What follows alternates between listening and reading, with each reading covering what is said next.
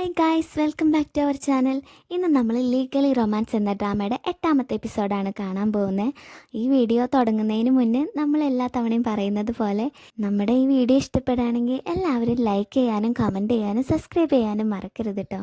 വെറുതെ ഒരു ബട്ടൺ ഞെക്കേണ്ട ആവശ്യമല്ലേ ഉള്ളൂ, എന്തിനെങ്ങനെ മടി കാണിക്കണേ. ഈ എപ്പിസോഡിൻ്റെ തുടക്കത്തിൽ നമ്മുടെ ചുവാൻ ലിയുവിന് നല്ല സുന്ദരി കുട്ടിയായിട്ട് പറഞ്ഞു വിട്ടേക്കാണ് ഡേറ്റിന്.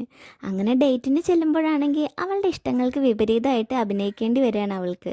നല്ല ലെതർ ജാക്കറ്റൊക്കെ ഇട്ട് ബിയറൊക്കെ കുടിച്ച് ഈ സ്ട്രീറ്റ് ഫുഡൊക്കെ കഴിച്ച് ടോംബോയ് സെറ്റപ്പിൽ നടന്ന അവൾക്ക് ഇങ്ങനെ ഒരു VIP സെറ്റപ്പിലേക്ക് വരുമ്പോൾ ഭയങ്കര അൺകംഫർട്ടബിളായിട്ട് ഫീൽ ചെയ്യാണ്.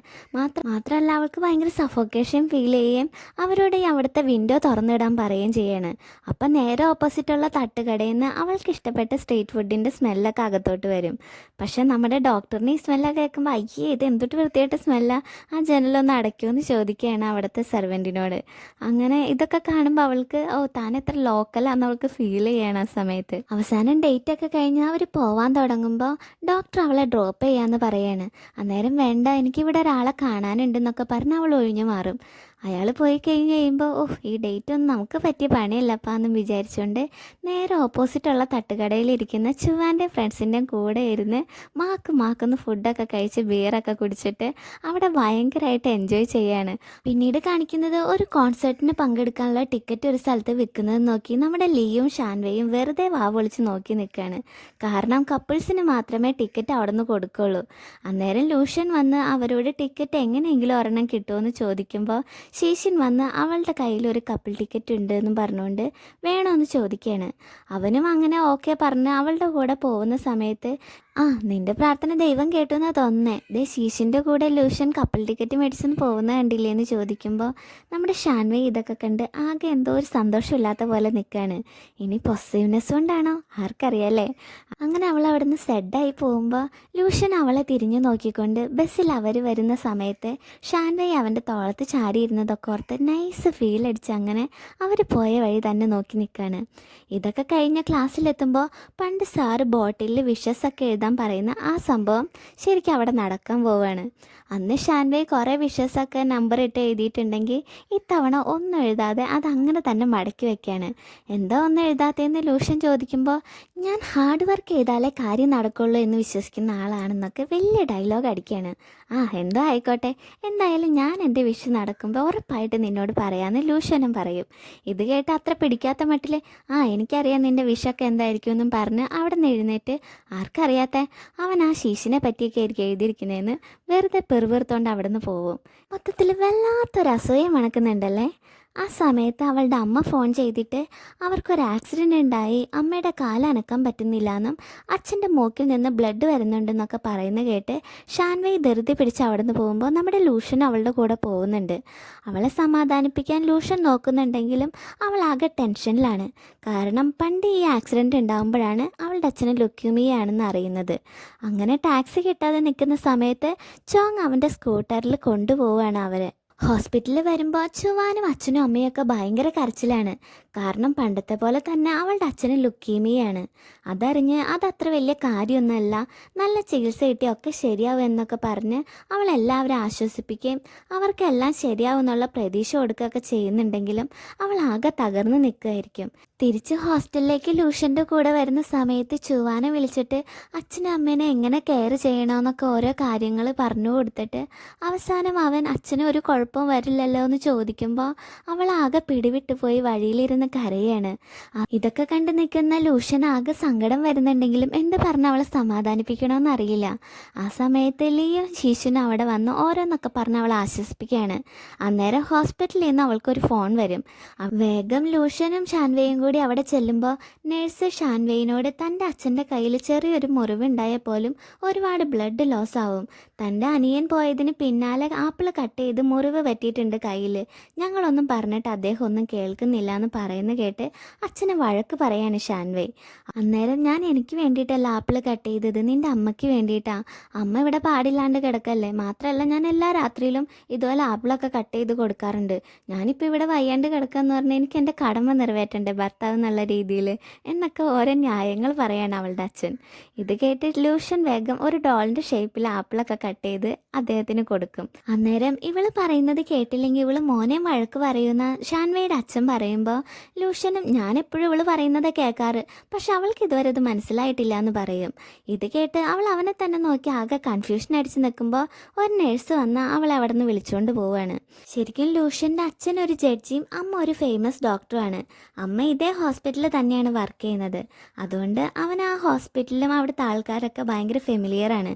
അതുകൊണ്ട് അവൻ എപ്പോഴും ഷാൻവയുടെ അച്ഛൻ്റെ കൂടെ നിന്ന് അദ്ദേഹത്തിൻ്റെ കാര്യങ്ങളൊക്കെ നന്നായിട്ട് നോക്കും. ഷാൻവയുടെ അമ്മയുടെ കാല് ഫ്രാക്ചർ ആയിരിക്കുന്നതുകൊണ്ട് ഷാൻവയുടെ അമ്മ വീട്ടിലാണ്. ചുവാനാണ് അമ്മയുടെ കാര്യങ്ങളൊക്കെ നോക്കുന്നത്.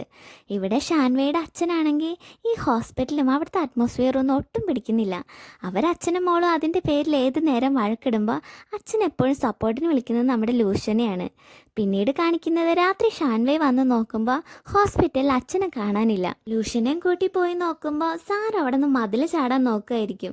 ഈ കാലും മറ്റേ കാലും ഒക്കെ മാറി മാറി വെച്ച് മതിലിനോട് ഗുസ്തി പിടിച്ചുകൊണ്ടിരിക്കുന്നത് കണ്ട് അന്തം വിട്ട് നീ മതിൽ ചാടാൻ പഠിച്ചത് ഇദ്ദേഹത്തിൻ്റെ അടുത്താണോ എന്ന് ചോദിക്കുകയാണ് ലൂഷ്യൻ. ശരിക്കും ഇന്ന് അദ്ദേഹത്തിൻ്റെ വെഡ്ഡിങ് ആനിവേഴ്സറിയാണ്. അമ്മയ്ക്ക് കാല് സുഖമില്ലാത്തതുകൊണ്ട് ഇങ്ങോട്ട് വരാൻ പറ്റില്ല.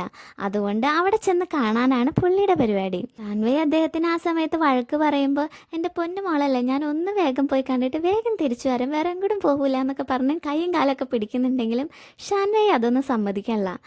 അവസാനം ലൂഷ്യൻ ചെന്ന് അമ്മയുടെ അടുത്തുനിന്ന് അച്ഛനെ വീഡിയോ കോൾ ചെയ്ത് കൊടുക്കുകയാണ്. ഈ അച്ഛന് അമ്മ എന്ന് പറഞ്ഞാൽ ഭയങ്കര ജീവനാണ്. വൈഫിനെ കൊണ്ട് വേൾഡ് ടൂർ പോകണമെന്നാണ് പുള്ളിയുടെ ഏറ്റവും വലിയ ആഗ്രഹം. പിറ്റേന്ന് ബ്രേക്ക്ഫാസ്റ്റിന് ഷാൻവേക്ക് ഇഷ്ടപ്പെട്ട ഫുഡ് പ്രിപ്പയർ ചെയ്യാണ് ലൂഷ്യൻ. അതിന് വേണ്ട വെജിറ്റബിൾ കട്ട് ചെയ്യുമ്പോൾ കൈയൊക്കെ ചൊറിയുന്നുണ്ട്. പക്ഷെ അതൊന്നും അവൻ വലിയ കാര്യമാക്കുന്നില്ല. പ്രേമം തലയ്ക്ക് പിടിച്ചാൽ പിന്നെ അങ്ങനെയാണല്ലോ. അന്നേരം അമ്മ വന്നിട്ട് നേഴ്സുമാരും മറ്റുള്ളവരും ഒക്കെ ഷാൻവേനെ കണ്ടിട്ടുണ്ട്, അവളെ പറ്റി എന്നോട് പറയാറുണ്ട്, ഞാൻ മാത്രം അവളെ ഇതുവരെ കണ്ടിട്ടില്ല എന്നൊക്കെ അവനോട് പരാതി പറയുന്നു. മാത്രമല്ല അടുത്ത വർഷം നീ അവളെ കല്യാണം കഴിക്കണം, പിന്നത്തെ വർഷം നിനക്ക് കുഞ്ഞുണ്ടാവും, അപ്പോൾ അതിനെ എന്നെപ്പോലെ തന്നെ നല്ലൊരു ഡോക്ടർ ആക്കണമെന്നൊക്കെ ഓരോന്ന് സങ്കല്പിച്ച് പറയുന്ന കേട്ട് അമ്മയെ അവിടെ നിന്ന് ഓടിച്ചു വിടുകയാണ് ലൂഷ്യൻ. അങ്ങനെ ബ്രേക്ക്ഫാസ്റ്റും കൊണ്ട് വരുമ്പോൾ ഷാൻവേ ചോങ്ങിൻ്റെ കൂടെ ഇരുന്ന് ബ്രേക്ക്ഫാസ്റ്റ് കഴിക്കുന്ന കണ്ട് ഭയങ്കര സങ്കടമൊക്കെ തോന്നുന്നുണ്ടെങ്കിലും ഒന്നും പറയാതെ ലൂഷ്യൻ അവിടെ നിന്ന് ചെന്ന് അവളുടെ ഫാമിലിക്ക് ആ ഫുഡ് കൊടുക്കും. അവൾ കയറി വരുമ്പോൾ ഓ ഇതെൻ്റെ ഫേവറേറ്റ് ഫുഡാണല്ലോ, ഇതെവിടെ നിന്നാണെന്ന് അവൾ ചോദിക്കുമ്പോൾ ഇത് ക്യാൻറ്റീന്ന് ഡോക്ടർ മേടിച്ച് ലൂഷ്യൻ്റെ കയ്യിൽ കൊടുത്തു വിട്ടതാണെന്ന് അവളുടെ അച്ഛൻ പറയാണ്. ആ സമയത്ത് ഷാൻവേ ലൂഷ്യൻ കൈ ചൊറിയുന്നത് ശ്രദ്ധിക്കുന്നുണ്ടാവും. പണ്ട് ഇതുപോലെ അവൻ കൊണ്ടു കൊടുത്ത ഫുഡ് അച്ഛൻ കഴിച്ചുകൊണ്ടിരിക്കുമ്പോൾ അത് കൊണ്ടുവന്നത് ആരാന്ന് അവൾ നോക്കുന്ന സമയത്ത് ലൂഷ്യൻ്റെ പുറകെ നിന്ന് ജസ്റ്റ് ഒന്ന് കാണുന്നതല്ലാതെ ആരാന്ന് അവൾക്ക് മനസ്സിലാവുന്നില്ല. ഇപ്പോഴാണ് ഷാൻവേയ്ക്ക് മനസ്സിലാവുന്നത് പണ്ടും ഇപ്പോഴും ഈ ഫുഡ് കൊണ്ടേ കൊടുത്തത് ലൂഷ്യനാന്നുള്ള കാര്യം. അവൾ അതും ഓർത്തുകൊണ്ട് അവനെ തന്നെ നോക്കിയിരിക്കുകയാണ്. ഇപ്പോഴത്തെ പുതിയ പ്രശ്നം എന്താണെന്ന് വെച്ചാൽ ഷാൻവേയുടെ അച്ഛന് ഷേവ് ചെയ്യണമെന്ന് പറഞ്ഞ് വാശി പിടിക്കുന്നതാണ്. മുറിവുണ്ടായ അത് പ്രശ്നമാവുമെന്നും പറഞ്ഞുകൊണ്ട് ഷാൻവേ അതിന് സമ്മതിക്കുന്നുമില്ല. അവസാനം ലൂഷ്യനോടൊന്ന് ഷേവ് ചെയ്ത് തരുമെന്ന് അവളുടെ അച്ഛൻ ചോദിക്കുമ്പോൾ പിന്നെ ലൂഷ്യൻ അച്ഛൻ്റെ വേലക്കാരനാണോ, അച്ഛനിപ്പോൾ ഷേവ് ചെയ്യണം അതല്ലേ കാര്യം, ഞാൻ ചെയ്തു തരാമെന്നും പറഞ്ഞുകൊണ്ട് അച്ഛൻ്റെ അടുത്തേക്ക് ദേഷ്യം പിടിച്ച് ചെല്ലുമ്പോൾ തന്നെ അച്ഛന് പേടിയാവാണ്. വേണ്ട നീ ചെയ്താൽ മുറിയുമെന്നും പറഞ്ഞ് അദ്ദേഹം പേടിച്ച് ബഹളം വെക്കുമ്പോൾ എങ്ങനെയാ ഷേവ് ചെയ്ത് തരണേന്ന് കാണിച്ചു തരാമെന്നും പറഞ്ഞുകൊണ്ട് ലൂഷ്യൻ അവളെ സമാധാനിപ്പിച്ച് അവിടെ നിന്ന് വിളിച്ചുകൊണ്ട് പോകും. അവനങ്ങനെ അവളുടെ കൈ പിടിച്ച് ഷേവ് ചെയ്യുന്നത് എങ്ങനെയാണെന്ന് കാണിച്ചു കൊടുക്കുമ്പോൾ ഷാൻവേക്ക് അവനോട് എന്തോ ഒരു ഇതുപോലെ തോന്നാണ്. ഓ നീ ഇതെന്താ ചിന്തിക്കുന്നത്, നിൻ്റെ എക്സ് ബോയ് ഫ്രണ്ടിൻ്റെ അടുത്തുനിന്ന് തന്നെ നീ രക്ഷപ്പെടാൻ നോക്കുമ്പോൾ ലൂഷ്യനോട് നിനക്ക് ഇങ്ങനെ ഒരു ഫീലൊന്നും തോന്നാൻ പാടില്ല എന്നൊക്കെ സ്വന്തം മനസ്സിനോട് പറഞ്ഞുകൊണ്ടിരിക്കുമ്പോൾ നീ ഇതെവിടെയായി ശ്രദ്ധിച്ചുകൊണ്ടിരിക്കുന്നത്, നീ എന്താ ഇങ്ങനെ നെർവസ് ആവുന്നതെന്ന് ചോദിച്ചുകൊണ്ട് ലൂഷ്യൻ അവളെ നോക്കും. ഇതേ സമയം അവൾ അവനെ തന്നെ നോക്കി നിൽക്കുകയായിരിക്കും. അവരങ്ങനെ കുറച്ചു നേരം പരിസരം മറന്ന് പരസ്പരം നോക്കി നിൽക്കുമ്പോൾ ഒരു നേഴ്സ് വന്ന് അത് ഇൻ്ററപ്റ്റ് ചെയ്യുമ്പോഴാണ് രണ്ടാളും റിയാലിറ്റിയിലോട്ട് തിരിച്ചു വരുന്നത്. വേഗം അതും ഇതൊക്കെ പറഞ്ഞ് അവിടുന്ന് സ്ഥലം വിടുകയാണ് ഷാൻവേ. പിന്നീട് കാണിക്കുന്നത് അവളുടെ അച്ഛനെ കീമോ ചെയ്യാൻ പോവാണ്. അതിനു മുന്നേ ഒരുപാട് ബ്ലഡ് ആവശ്യമുണ്ട്. പണ്ട് ചോങ് അവളുടെ അച്ഛന് ബ്ലഡ് ഡൊണേറ്റ് ചെയ്തിരുന്നു. മാത്രമല്ല ശീശനും കുറേ ബ്ലഡ് ഡൊണേഷൻ കാർഡ് അവൾക്ക് കൊടുത്തിട്ടുണ്ടായിരുന്നു. തവണ ബ്ലഡിൻ്റെ ആവശ്യം വരുമ്പോൾ ചുവാൻ ചോങ്ങിൻ്റെ കാര്യം പറയുന്നുണ്ടെങ്കിലും അവൾ അത് വേണ്ടാന്ന് പറയും. ആ സമയത്ത് ചോങ് വന്ന് ബ്ലഡ് താൻ ഡൊണേറ്റ് ചെയ്യാനെന്നും പറഞ്ഞുകൊണ്ട് അവൻ്റെ ബ്ലഡ് ഡൊണേഷൻ കാർഡ് അവൾക്ക് കൊടുക്കാൻ പോകുമ്പോൾ അവൾ അത് വാങ്ങാൻ മടിച്ച് നിൽക്കുകയായിരിക്കും. അപ്പോഴേക്കും ചുവാൻ അത് മേടിച്ചുകൊണ്ട് ഓടിപ്പോവും. അവൻ്റെ ഹെൽപ്പിന് പകരമായിട്ട് തനിക്കൊന്നും തരാനില്ല, അതുകൊണ്ട് ഇപ്പോൾ ഈ സഹായം വേണ്ടാന്ന് അവൾ അവനോട് പറയുമ്പോൾ പകരമായിട്ട് എനിക്കൊരു മീലോ ഒരു ചായയോ മേടിച്ച് തന്നാൽ മതിയെന്ന് ചോങ് പറയുന്നത് കേട്ട് എന്നാൽ പിന്നെ കയറ്, ഈ കടം പിന്നത്തേക്ക് നീട്ടി വെക്കണ്ടെന്നും പറഞ്ഞുകൊണ്ട് അവനെ വിളിച്ചുകൊണ്ട് ഒരു കോഴിക്കടയിൽ പോയിട്ട് ഒരു സൂപ്പ് വെച്ച് കുടിച്ചാൽ നല്ല ബ്ലഡൊക്കെ ഉണ്ടാവും, ഏതാണെന്ന് വെച്ചാൽ നോക്കി മേടിച്ചെന്നും പറഞ്ഞ് കാശ് കൊടുത്തിട്ട് പോകുമ്പോൾ നമ്മുടെ പാവം ചോങ് എന്തോ പോയ അണ്ണാനെ പോലെ നിൽക്കുകയാണ് അവിടെ. അങ്ങനെ ആ കോഴീനെ പിടിച്ച് വേഗം കൊണ്ടുപോയി സൂപ്പ് ഉണ്ടാക്കി കുടിക്കുന്നതിന് പകരം അതിനെ ഹോസ്റ്റലിൽ കൊണ്ടുപോയിട്ട് വളർത്താൻ പോവുകയാണ് നമ്മുടെ ചോങ്. പറഞ്ഞിട്ട് കാര്യമില്ല, പ്രണയം തലയ്ക്ക് പിടിച്ചിരിക്കുകയല്ലേ. പക്ഷെ അവൻ്റെ ഫ്രണ്ട്സ് ആണെങ്കിൽ അതിനെ പിടിച്ച് അപ്പം തന്നെ അതിൻ്റെ പപ്പും പൂടയും പറിച്ച് അവർ സൂപ്പ് ഉണ്ടാക്കും. ചോങ് അത് കണ്ട് ചങ്ക് പൊട്ടി അവിടെ കിടന്ന് ബഹളം വയ്ക്കുമ്പോൾ ഇവിടെ ഷാൻവേയ്ക്ക് ലിയോ കുറേ ബ്ലഡ് ഡൊണേഷൻ കാർഡ് കൊണ്ടേ കൊടുക്കുകയാണ്.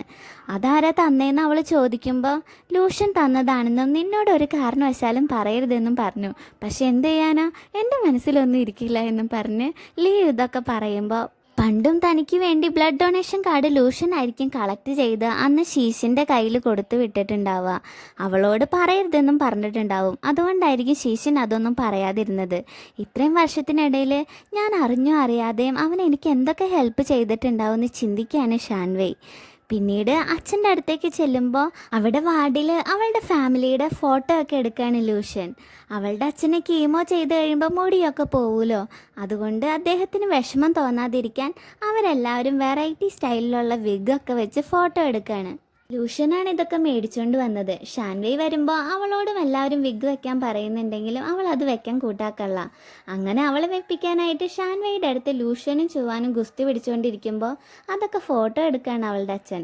ഹോസ്പിറ്റലിലാണെങ്കിലും അച്ഛനൊരു വിഷമം വരാത്ത രീതിയിൽ എല്ലാവരും അദ്ദേഹത്തെ സന്തോഷിപ്പിക്കുകയും കെയർ ചെയ്യുകയൊക്കെ ചെയ്യുന്നതൊക്കെ കണ്ട് മാറി നിന്ന് ലൂഷൻ്റെ അമ്മ സന്തോഷിക്കുകയാണ്. പിന്നീട് അച്ഛന് ഫുഡ് കൊടുത്തോണ്ടിരിക്കുമ്പോൾ അദ്ദേഹം വൊമിറ്റ് ചെയ്യും. അത് കണ്ട് അമ്മ വിഷമിച്ചുകൊണ്ട് അധികം സ്ട്രെസ് ചെയ്ത് സംസാരിക്കണ്ട എന്നും പറഞ്ഞ് അദ്ദേഹത്തിൻ്റെ കയ്യിൽ പിടിച്ച് യെസ് എന്ന് പറഞ്ഞാൽ ഇങ്ങനെ ഒരു പ്രാവശ്യം കയ്യിൽ അമർത്തണം, നോ എന്നാൽ 2 പ്രാവശ്യം അമർത്തണം എന്ന് പറയുമ്പോൾ അദ്ദേഹം അമ്മയുടെ കയ്യിൽ പിടിച്ച് 3 പ്രാവശ്യം അമർത്താണ്. അന്നേരം ഇതെന്താ 3 പ്രാവശ്യമെന്ന് അമ്മ ചോദിക്കുമ്പോൾ ഐ ലവ് യു എന്ന് പറയാണ് അച്ഛൻ. ഇത് അമ്മയിലെ നമ്മുടെ ഹീറോയിനേക്കാളും റൊമാൻറ്റിക് ആയിട്ടുള്ള ആളാണ് നമ്മുടെ ഹീറോയിൻ്റെ അച്ഛൻ.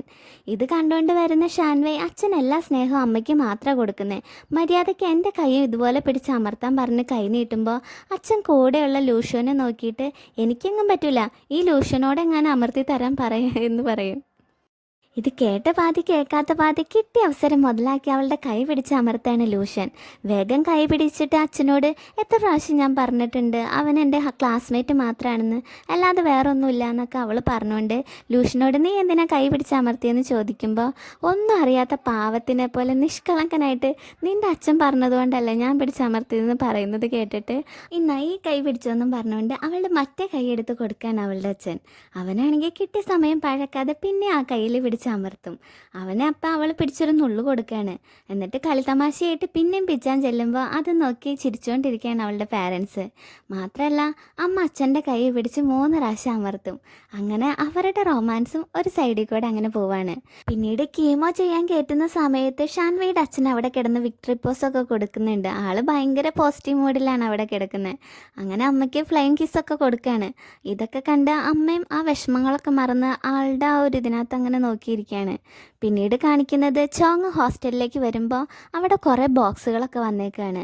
പലരും അവരുടെ ഗേൾ ഫ്രണ്ട്സിന് ആ സമയത്ത് പ്രപ്പോസ് ചെയ്യാൻ വേണ്ടിയിട്ട് ഓരോ സാധനങ്ങൾ ഓർഡർ ചെയ്ത് വരുത്തിച്ചതായിരിക്കും. അന്നേരം അവനും ഷാൻവേയിനെ പ്രപ്പോസ് ചെയ്യുന്നതിനെ പറ്റി ചിന്തിക്കുകയാണ്.